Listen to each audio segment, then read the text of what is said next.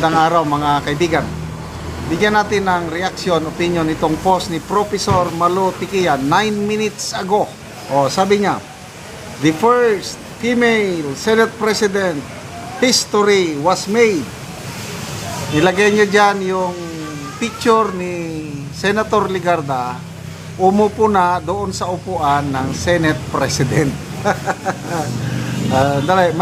Mayroong post ng yung may short video.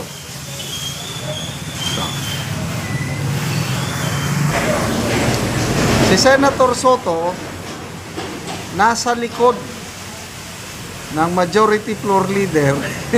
Nakaganon siya. Yung dati niyang upuan sa taas, rostrum bang tawag doon. Senator Ligarda na. Before the Senate adjourned its Wednesday session, Loren Ligarda sat on the rostrum. So, sa February 9 na daw, mag-resume ang session ng Senado. Suspense. Ano pa ba ang susunod na mangyari? Basta, si Professor Malo Tikia, hindi man magpo-post ito ng fake news siguro. Sabi niya, the first female Senate President history was made. Sa kanya ko una nalaman, sa kanyang post, mga 3 days ago man siguro. We will soon witness the first Senate female President. Sabi ko, sino kaya? And then, sunod-sunod na yung mga ako, masyado akong maligaya ngayon. Okay, magbasa tayo sa mga comments, Masyado akong maligaya. Yan, all comments. Tess Baliedo, yes! Napalitan na si Soto. Christian Amora, I think same majority pa rin sila ni Soto. Alak, ganun ba yun? Reno Quesa, totoo na ba ito? Is it confirmed, Professor Malo Tikia? Nag-turn the tide, majority na ba? Finally, the comedian has been replaced. I thought she declined it. Power sharing,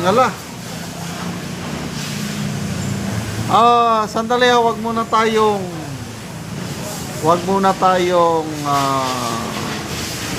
magsaya.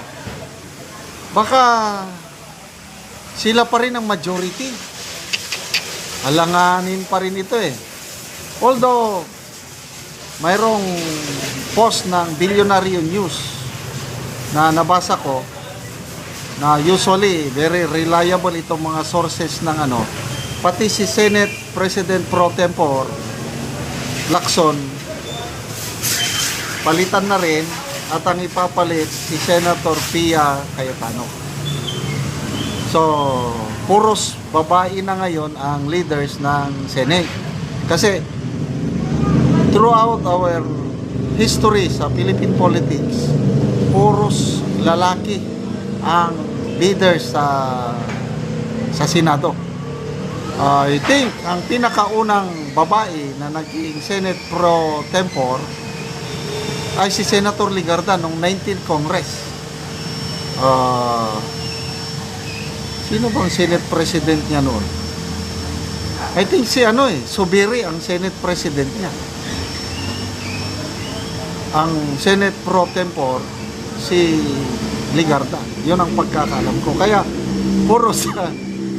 puros history itong si Senator Ligarda. First female Senate Pro Tempore and first female Senate President.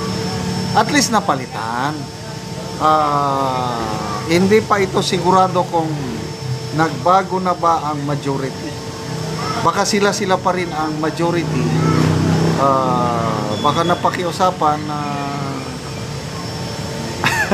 siya lang mag-Senate President para yung ibang members ng majority hindi aalis papunta sa minority. But anyway, to me, this is good news. Bakit? Alatado naman although speculation lang ito, wala tayong proof na itong si Senator Soto, parang kung ano ang gusto ng powers that be, sumusunod. Hindi katulad ni Senator Mig Zubiri at Senator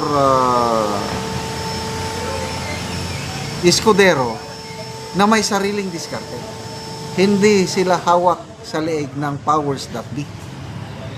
Ang perception, itong si Senator Soto, kung ano ang gusto ng powers that be, sumusunod-sunuran na lang.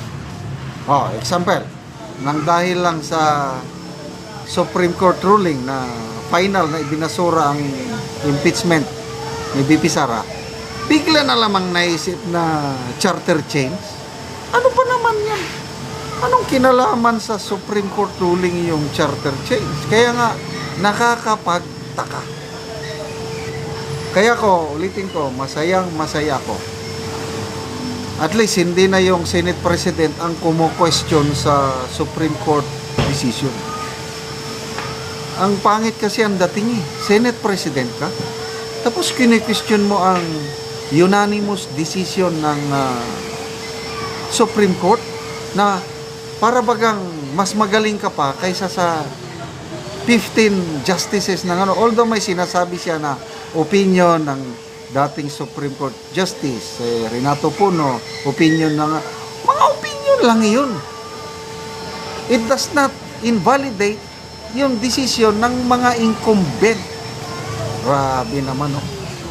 Anong sabihin, mas magaling yung mga retired? No way. Kung sino ang nakaupo, sila yung masusunod. At least, nawala na yung pangamba ko, yung charter change na sinasabi ni Soto.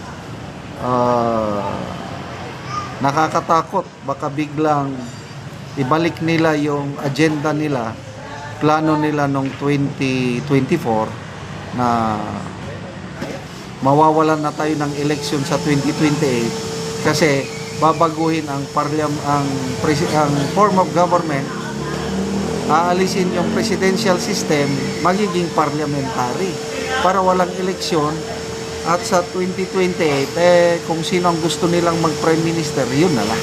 So ngayon with Ligarda, nakaupo, we can be assured kapakanan ng taong bayan ang iniisip niyan, hindi siya hawak dito sa Salamat mga kaibigan sa inyong pagsubaybay sa channel. Nakakatulong kayo ng malaki sa tribong Talandig ng Bukidnon dahil ang sweldo natin sa channel nito is pantulong sa tribo. Namimigay tayo ng libreng yero at bako para makapagpatayo sila ng mas maayos na tirahan. Panoorin niyo ang video nito. Mauna ni maursiang ko lang taga ni Giero. So, muna na ang atop nilang kol nga tuluan na kaayo pag muulan. So, silupin lang ang ilang atop silang balay.